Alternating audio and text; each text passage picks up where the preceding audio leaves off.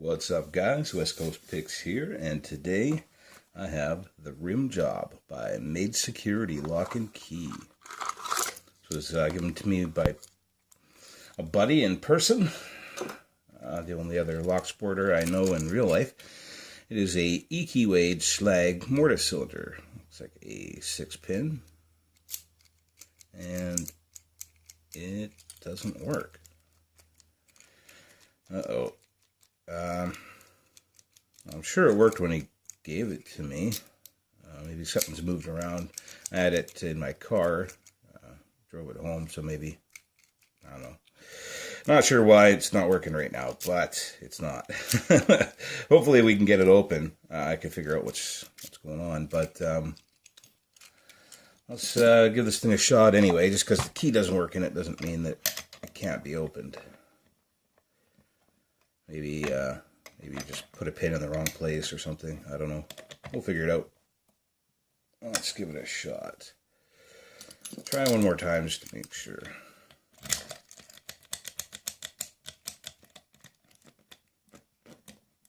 Yeah, no, it's not open. Well, let's get it open and see if we can find out what the culprit is. I'm going to go top of the keyway and use this 15 thousandths. Kind of a medium hook. Let's give this thing a shot.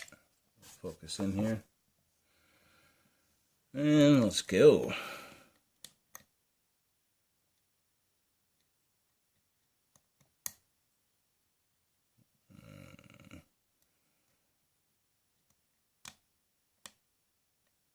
Alright. Click out of. Seem like 5. Alright, that's 3.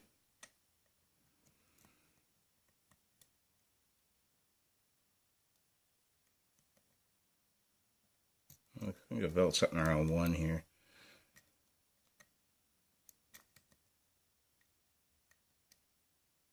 Maybe not.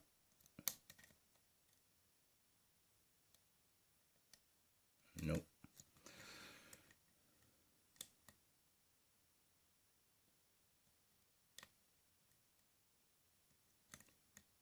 Oh, okay. Oh, okay. There we go. I just hit 5 and I got a bunch of deep falset out of it. And this looks like about where the key will turn it to. So hopefully we can figure out if something's actually wrong with this thing. Maybe we can fix it. I feel a bit out of 1, but it doesn't seem to want to do anything.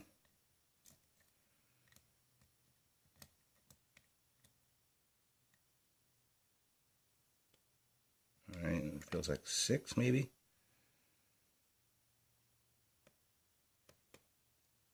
Maybe spool on 6.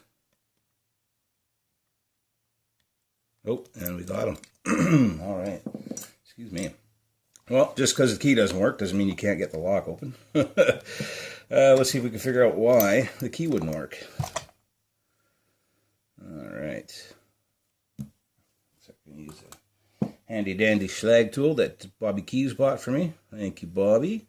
Very awesome. Bobby Keys is one of my favorite dudes here on YouTube. And I got a few favorites, and sadly one of them's gone. Pick Me 1977 hasn't made a video in, geez, like half a year, maybe more. I emailed him a couple months back. He says he's fine. He's just really busy, and he still picks locks, but no more videos from him, sadly. The other two would be Bobby Keys and Trekmaster 30. And for a while there, I wasn't getting video updates from Trekmaster 30. I was wondering what the hell was going on. And I checked his little subscribe button, and for some reason I was not subscribed anymore. So I checked back, and there's a bunch of channels that I'd been unsubscribed from, which I didn't do myself, but I guess YouTube took the liberty to unsubscribe me. So anyway, those two guys, because I can't promote this guy. He wants to remain anonymous. So make sure you check those guys out. Even Pick Me 1977's channel. He's not making videos anymore, but he's got a really good channel still. Anyway, I can see something going on in number 2 here. Looks like there's a wafer that's turned around, turned up or something. Alright, there is a wafer here. And a pin underneath it. So maybe this wafer just got turned sideways or something. I'm not sure. But let's get everything out of here. We'll find out. Because everything meets the shear line now. I mean, I bet you if I was to put this back in. But you saw when I first had it out, the wafer was kind of like at a 45. So let's see what's going on. Bet you if I were to put it back together now, it would probably work. Because it makes a nice shear line. Oh, okay. So there's a ball bearing in 2. A nice tiny little ball bearing in 2. Where are my tweezers? So maybe that caused the pin to turn slightly or something. I'm not sure. Didn't seem that hard to pick, really. So I guess it's there's something else to put in there. Oh, it looks like a nice deep overset trap on 4.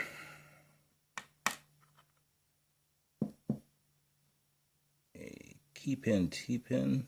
Oh, weird. What is that? I guess it's like that. All right. Some weirdness going on in here. And I don't know why there's a dimple on the top of this guy, but he's been carved down on the bottom as well. What's going on here?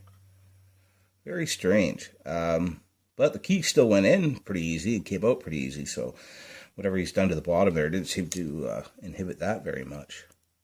Very strange. Alright, let's see what's up top. Oh, we got a nice sharp spool on one.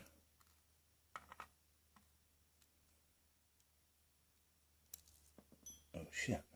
We have another nice sharp spool on 2. Actually, one wasn't a spool. It's a T-pin, but it was in this way without a wafer. So it was like a drunken spool without a wafer. That's weird. Huh.